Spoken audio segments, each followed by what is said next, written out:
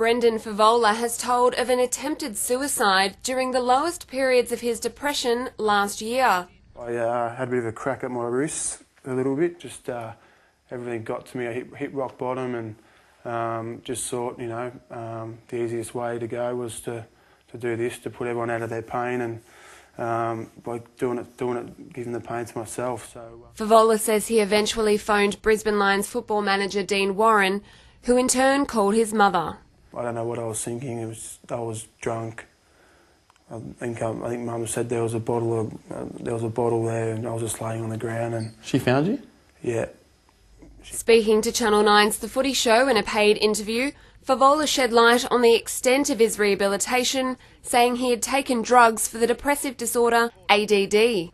Fevola has also defended being caught playing poker at the Crown Casino last night, saying he has a problem with betting on horses, not poker. The troubled footballer says he doesn't think his new VFL team, the Scorpions, will have an issue with it because he wasn't doing anything wrong. Has the AFL put an enormous amount of time and effort into Brendan Fevola as well, like the Players Association? In different ways, Neil, in different ways. I think the Players Association, I heard Ian's interview and he was absolutely genuine when he said about the amount of time that they have put in and he's put in. I know some of the work that was done in over the Christmas period. But the clubs, Neil, have put a hell of a lot of time in, and the Brisbane Lions continue to support Brendan. I know Carlton put an incredible amount of time. We've obviously been involved in various issues. So, the short answer is yes. Were you aware of the crisis that hit over the Christmas period? Yes, I was. Did you speak to him at any stage about that? No, I didn't. I was getting briefings. It was being handled by Adrian Anderson. It was a very serious issue, Neil, as was demonstrated last night. And again, I guess, reaffirmed the view that, footballers are not immune to these sorts of illnesses. As you know, 1 in 5 Australians suffer from mental illness. That's why we do partner with organisations like Beyond Blue and the fine work that Jeff Kennett does to help raise awareness around that. But as you saw last night, Brendan has got he's got several issues that he's dealing with, illnesses and addictions, which I was made aware of, and I think I might have even said in a couple of interviews back a month or so ago he was a long, long way away from playing football, that he needed to get continue to get treatment. You don't spend 65 days in a clinic, Neil, if you're not getting treatment. So, and he did say some positive things last night, Neil, about his recovery. But he's got a long way to go, obviously. And he's going off to the United States today, apparently. It's unfortunate. Well, I do share the view that many other people have said that seems to be unwise. I mean, Brendan, at the minute, needs as much support as possible, be around family, friends, expertise that can continue in his rehabilitation. And let's hope he has a change of heart this morning. Are you still concerned for his safety, or do you think you're through that period? Well, I don't know enough, Neil, about what treatment he's undergoing with his psychiatrists and the people who are assessing him. He seemed to be in a better space last night from that perspective when he spoke. But as you saw, Neil, yesterday, he went to the casino. He believes in his mind that that's part of his rehab. There's not one person I've heard speak who's an expert in the area that says that would be part of rehab, but he believes that, and he's got a long way to go in his rehab. He was also, and that was filmed, the interview with the Footy Show was filmed before he went to the casino and then went to training, where the Channel 9 reporter grabbed him, and he wasn't very happy then. I wonder, what do we do? Do we back off him? It's a hard thing to do because he's news and he's a big name, but is it time the media and everybody backed off him a bit? Look, I think we just got to all be very careful now, I mean, you work in the media. I know from time to time you make a call not to pursue various things out of respect for people's welfare.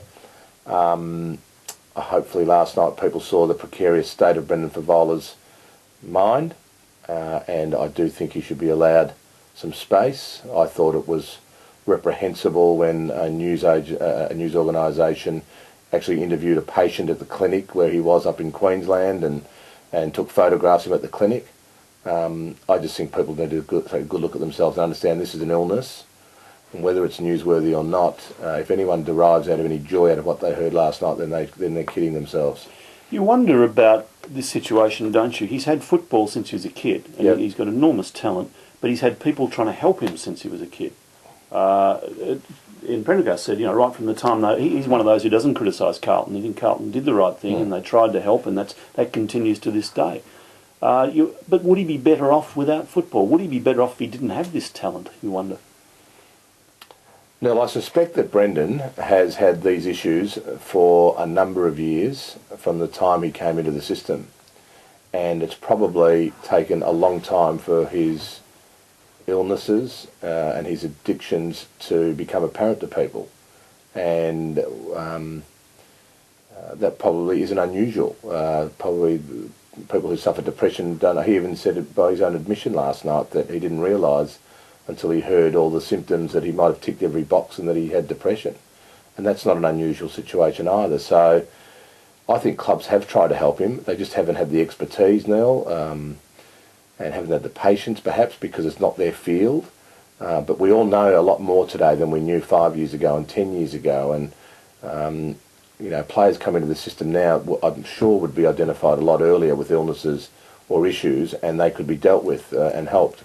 When you had the trouble with him in Ireland with the barman, yes. You were there personally, Yes. I remember, and he was sent home. I think he went home, but he Yes. was sent away from Ireland. He went via Geneva. Was there any understanding then that he might have these sort of issues, or was he just viewed as being a drunken troublemaker? Look, in a couple of situations that I've been involved with Brendan, Neil, alcohol has been at the forefront of his issues, and in the subsequent discussions with Brendan, he doesn't remember anything. And that's not unusual for people who have got that addiction and illness.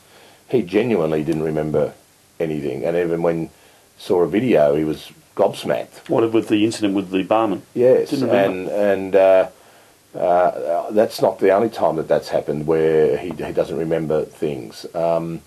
So that's a worry in itself, Neil, and I'm glad that he's seeking assistance for his alcohol.